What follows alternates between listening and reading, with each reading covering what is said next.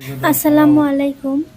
আমরা যখন প্রতিদিন ইফতারি করে যখন বসি তখন আমাদের মনে হয় আমরা কিছু টক ঝাল খাই।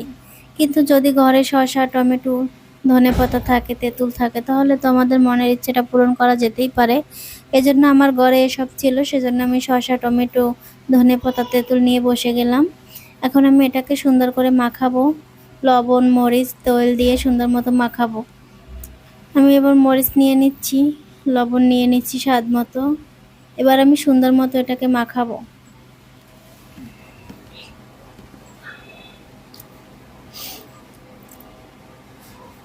আমি স্বাদ মতো তেল দিয়ে দিচ্ছি, তবে তেলের পরিমাণটা একটু বেশি দিতে হবে, তাহলে স্বাদটা আরও বেড়ে যায়।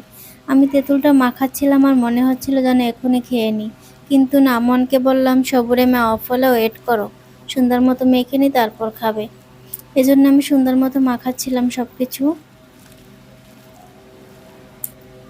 এবার আমার মাখানো হয়ে গেছে তেঁতুলটা, এবার আমি সবগুলো একসাথে মিক্স করে মেখে নিব।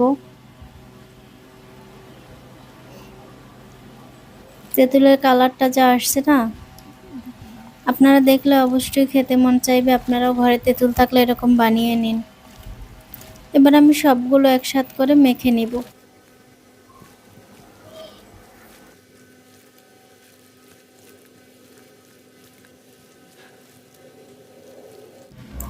আমার মাখানো শেষ, এখন আমরা খেতে বসে যাব। দেখুন কি সুন্দর কালার হয়েছে এবং খেতেও অনেক দারুণ হয়েছে। আপনারাও কিন্তু বাসায় এসব থাকলে